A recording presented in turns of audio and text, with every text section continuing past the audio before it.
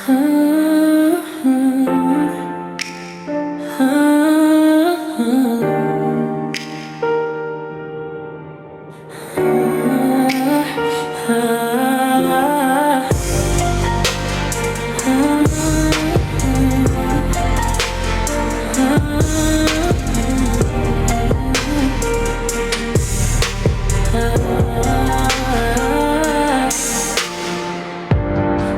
mo ba kung paano nagsimula to? Isang tingin lang, biglang tumigil mundo ko. Di ko in-expect na ikaw pala yung sagot sa lahat ng tanong na matagal ko nang bitbit sa loob. Gabi-gabing usapan hanggang madaling araw. Parang bawat salita mo nagiging dahilan ng tulog kong nawawala. Di ko na malaya na nahuhulog na pala, habang ikaw unti-unting naging mahalaga. Every call, every laugh, every simple kamusta, parang pahinga sa gitna ng magulong mundo ko nadala. Kahit di pa malinaw kung saan tayo dadalhin, isang bagay lang ang sure, ikaw ang gusto kong marating.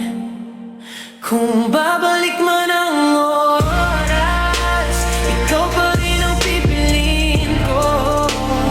Kahit anong distance pa to, ikaw ang gustong puso ko.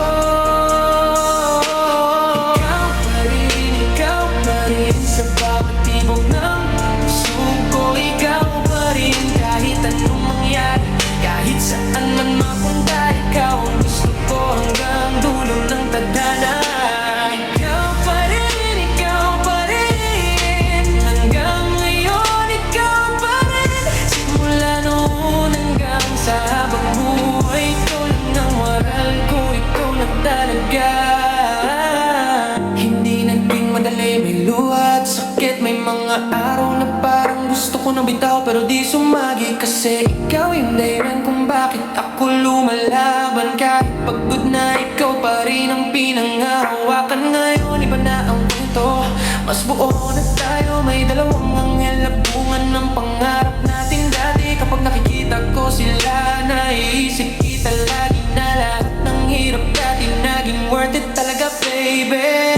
Every struggle, every fight, every late night talk, naging building blocks ng buhay na ngayon solid na. Ikaw ang reason kung bakit kaya kong umiti. Ikaw ang daanan kahit sa